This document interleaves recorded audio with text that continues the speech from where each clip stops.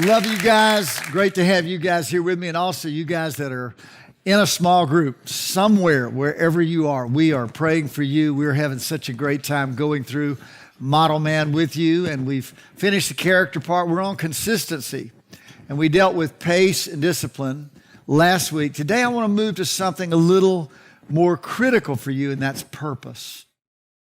Purpose is something that causes everything to fit together in your life, guys.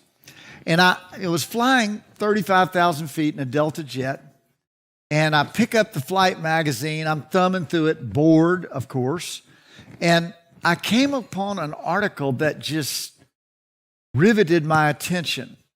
It was about how business schools are now teaching about character and purpose and integrity and all of those things. In fact, one such school is Harvard Business School. I'm sure you've heard of Harvard Business School. And they have a course now that executives come in and pay $13,000 for a few days, 4 or 5 days. They do not study business. They do not study return on investment. They do not study investments, all of that. Nothing about business. The 4 things that article said they study is character, purpose, integrity, and values. Now, I've been teaching you guys that stuff, and it ain't costing you $13,000. Isn't that awesome? Yeah. But I picked up on that word because we've covered the other 2 or 3 words. It's the word purpose. And here is the illustration they gave. If you were dying and you're laying on your deathbed and your granddaughter is sitting on the bed beside you there, and you're talking about her, about what is important in life, what would you say?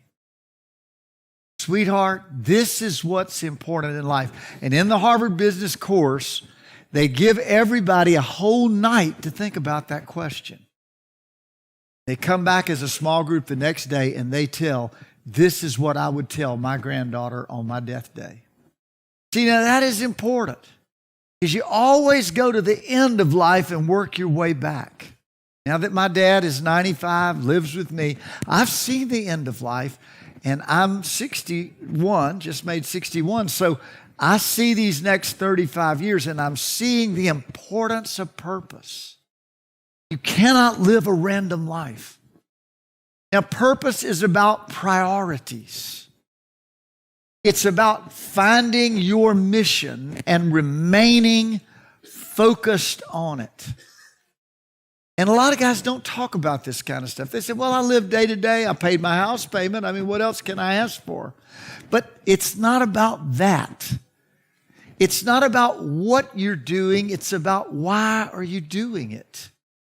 It's not about climbing the ladder. It's about which house is the ladder leaned against. Now, here's an illustration I want to give you about purpose. I call it the 2 trees illustration that the Lord just spoke to me once about the difference in influence building and pleasing God. Now, I'm going to show you this first tree. Here's a tree that I call the tree of influence building. If you're a businessman, if you're a worker, a construction worker, if you're a professor, whoever you are, there is a culture of influence building built in to your particular walk of life. You know, even at the plant or wherever you are, you know, there's the top guy there. And you want to be the top guy. And you know how to get to be the top guy by talking to the top guys who know the top guy. And you start climbing the tree of influence building. You ever been in a room talking to somebody and they looked over your shoulder the whole time trying to see who was more influential than you that was entering the room? Make you mad, doesn't it? That guy is in this tree, and he's climbing. You know, now you can even buy Twitter followers. Buy Twitter followers. Are you kidding? I could care less. But guys want to appear to be more influential than they really are. It's all about building influence, building influence. Be at that conference, be at that meeting, be a speaker here, be the person that everyone wants to know. And that tree has very small, thin branches at the top. Because when you get to the very top of that tree, that's where guys fall. The root of that tree is one word, ambition. And that ambition says, I'm going to climb that tree and I'm going to pull everybody down that's on a branch ahead of me, and I'm getting to the top of that tree, and you just watch me and watch me step on your head as I pass you up. You look at my taillights as I go around you. And that ambition in a family, in a business, in a ministry, in a company. Everybody's got ambition and trying to build influence. I'm telling you, a waste of your life. Here's the other tree. The tree of pleasing God. I'm setting you free right now. Because if you spend a life trying to build influence and they hand you a watch at the end of your life, you've done something, destroyed your health or destroyed your marriage or destroyed your family, trying to climb that influence tree, it's a wasted life. But if you climb only the tree of pleasing God, Jesus said, I only do the things that my Father says to do and please Him. Paul said we make it our ambition, 2 Corinthians chapter 5, whether in the body or absent, to be pleasing to the Lord. Guys, when I realize I wake up every morning and say, God, I'm your servant, and I live a life of serving others, what would please you today? It doesn't matter to me if it's emptying garbage for some homeless shelter or whatever. I'm not in an influence tree. I'm not trying to build anything or impress anyone. I'm living a life of serving others and serving God. Everything changes about purpose. Now, I'm going to give you 3 words that will help you to stay right on track with your purpose. Here's the first one, is the word mandate. You can write that down. You need a sense of mandate. Now, conviction is something you do that you would die to defend. A mandate is something that you do that you would die to achieve. Winston Churchill said his mandate was to save Western civilization. Hitler's army was on the move in Europe, bombing London every night, and he was underground in his bunker, sometimes up till 4 a.m., dictating letters. And he said, if we lose this war, there'll be 1,000 years where Western civilization does not exist. See, I'm talking now about something that gets you up in the morning and it springs you out of bed and it's got a fire in your belly. It's something not just to defend, but something to accomplish for God. It's not building influence, but it's saying, God, I want to please you. And God, whatever is on your heart, whatever is on your mind for this planet today, that's what I want to do. Big difference. Many of you have heard my illustration about how many lost people there are in the world. You say, well, I don't have a mandate on my life, man. Really? 7 billion people live on this planet, and only 2 billion are even remotely Christian. I mean, that counts front slid, back slid, everybody. So 5 billion people are not saved. That's a mandate on my life. That would circle the world 37 times at the equator in a single file line. 5 billion people. Well, I wake up every morning and I say, Lord, what can I do to win those 5 billion people this morning? What would please you? And He gives me ideas. He's helped us to plant these 20,000 churches in the Surge Project. And I'm believing Him for 30,000 more churches. Yes. I had a friend, Lester Sumrall, who was such a great man of God. And I remember him weeping here at a restaurant in Baton Rouge. He was about 80 years old. I said, Dr. Sumrall, what's wrong? He said, I've had a vision of Christians that have no clothing, no food around the world. He said, I've got to buy a ship and transport food to them. I've got to buy a C-130 airplane and quick response food into areas where Christians are suffering. He's 80. That man bought the ship. He bought the C-130. He bought 6 television stations. He crossed the Atlantic 3 times in 1 month in economy class when he was 83 years old. He wasn't trying to lower his golf handicap. And I love golf and I love getting better. But that's not a purpose in life. Shooting another deer, getting another engine in your truck. You know, what is the real purpose of life? You got to begin to change the mandate. A friend of mine woke up one night with his house on fire, and he thought he had all his kids outside, but 2 of them were still inside, and he had to run through the flames, drag his daughter by the hair of her head to get her out, and then pull his little 6-year-old boy, roll him down the hallway. There was so much fire and smoke, his contacts welded to his eyes. Took him 3 days to get him off in the hospital. But he saved his family. That's a mandate. You need a mandate. Second thing you need is a method. Once you got a purpose and you get riveted on this focus, this is why I live. This is not why I work and go to work and make money. It's why I make that money. Who am I making it for? What am I wanting to do to affect this planet before I'm just a dash in the middle of 2 dates? Antioch, the great missionary, one of the greatest in Mexico, died and made arrangements in his death to be buried in a pauper cemetery that had 50 unmarked graves every day with just bodies in them. He had the only headstone in the whole hillside. And he put a big white cross and had the phone numbers of his church put into his gravestone. And a track rack in a little fence around it. And any time of day or night, you could see 50 people reading tracts around Danny's grave. He not only won souls in his lifetime, he won souls after he was in heaven. I'm talking about purpose and a method. Some method that God gives you. Why Bill Bright did the Jesus film, and it's been seen now by over 1 billion people. It was a method, it's just a film. But God used that film and has saved countless millions of souls. How about the guy in Indonesia? I was just there. To reach those 6,000 inhabited islands, there's 12,000 uninhabited. To reach 6,000 islands is only possible by radio stations. So he's built 42 radio stations. One group that heard the radio station, they all hear it by a private receiver that only picks up the gospel station, by the way. One group that heard it was the tree people who live 80 feet up in the air. Totally naked, they do not wear clothing. And one of them got a receiver and started listening to the gospel. They invited someone to come to their island and tell them the gospel. It took them 2 days to fly, or 2 hours to fly, rather.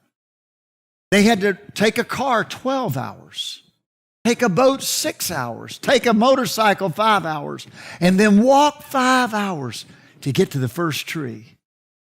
Now, that tribe has been saved. 11 churches have been planted in the tree people. They've come down out of the trees. They're wearing clothing. They're pastoring churches now. I'm talking about a purpose in your life. Maybe it's a little thing like working with kids, or working with job training, or working with recovering addicts. We have some men in this room who have recovered from alcohol and drug abuse in our own ministry, and it's because of men who give their lives to them. A food pantry, homeless, abused, the elderly, living with an elderly man. I know their needs. One guy, my dad had a friend in his 80s, and his biggest problem in life is cold air that blew up his pants leg. So he had to keep rubber bands around the bottom of his breeches legs. Little things that people have need of. A widow's door needs fixing. You say, I don't have a purpose in my life. Well, I'm giving you one today. It's others. Third thing you need is money. First, you need a mandate. To accomplish your purpose in life, you're going to have to get a razor fixation on what God has called you to do. Second, you're going to have to lay out a plan, a method, a course of action. Paul called it my course, my track. He said, none of these things move me until I finish my course with joy. And the third thing, not as important as the other two, is money. People think, well, to do anything, I got to have money. Not really. Paul didn't have any money. He made tents, but he shook the whole Roman world with the gospel. What you really need is people. that you develop disciples. I'll talk about that in legacy. Provision comes from vision. When you have a vision, then the money begins to come to accomplish the vision. When Jesus was going to feed the 5,000, he said, "What do you have?" They said, 5 loaves and 2 fish. He said, "That's perfect to get started." And he fed all the men, and 12 baskets left over. You see, vision attracts resources to you to fulfill your vision. I think about Zacchaeus. Zacchaeus was a rich little man. He was in the tree of influence building. He's in the wrong tree. And when Jesus passed by and called him down out of that tree and went to have lunch with him, he stood up and he said, "Lord, half of my goods I give to the poor, and if I've taken money from anyone, I'll restore them fourfold." And the Lord said, "This day salvation has come to his house." You know what happened? He changed trees. He got over in the tree of pleasing God and serving people. Come on, are you listening to me? And maybe you just need to make just that one little shift. You're climbing the tree, but it's the wrong tree, brother. The tree of pleasing God. You say, "Well, how can I do anything for the Lord? I mean, I'm just one guy sitting in this small group. I'm just one guy." I want to tell you a story that Jack Haynes, one of my surge team, told me about a story he read in the 6th grade about a snake in South America. This snake is the deadliest viper in South America, the bushmaster. And that bushmaster snake is so deadly, the villagers would not even show a team of Americans that came to capture one where to find one. Finally, they hired a guy, and he just went and pointed and ran off. They're so deadly, they strike a grown man walking in the forehead. They leap and hit you in the forehead. These are vicious, 12-foot long, deadly vipers. Well, they caught one and put it on this boat. And Jack was reading the story there in elementary school, and they put it in a carton and they put it under the deck of the ship. Well, every few hours they checked on the snake. Everything was fine. But one little inspection showed that the top of that case had come off. That snake was loose. There was no snake in the box. They started from the top deck and checked every closet, under every bed with machetes and flashlights. No snake. All the way to the main deck. No snake. And finally they realized the thing must still be down in the cargo hold. It was about 8 inches of water down there. So they pulled back the main lid, and 2 very brave men, unlike myself, jumped into that water and looked with flashlights, and there they saw the snake. It wasn't moving, and one of them touched it with his cutlass, and it wasn't moving. They realized it was dead, and they pointed the flashlight a little higher, and you'll never guess what was at the head of that snake. It was an old stray mama cat with her 2 kittens. She had killed that snake. You say, "How did she do that?" I don't know. But I know why she did it. He went after her babies. Here's the point, brothers. When there's a big enough reason why, purpose beating in your heart, you will always figure out the how. Is that right? I'd like to close this session by praying for God to give you a purpose. Would you bow your heads, you guys in a small group? Father, I ask you to give a purpose for every model man that's following this series. I pray that these guys would not just go to work every day and come home and try to know what's for supper, but that, Lord, their months would turn into years projecting forward to the future. Give them a purpose, give them a calling, give them a destiny, give them a mandate that they may be consistent in their life. Even into their 80s and into their 90s, they're still helping the poor, reaching the unreached, telling the untold, helping the hopeless. Father, I speak a blessing of others on every man in this model man ministry, and I thank you for it now in Jesus' mighty name. Amen. Isn't he good? Come on, let's give him a great hand clap.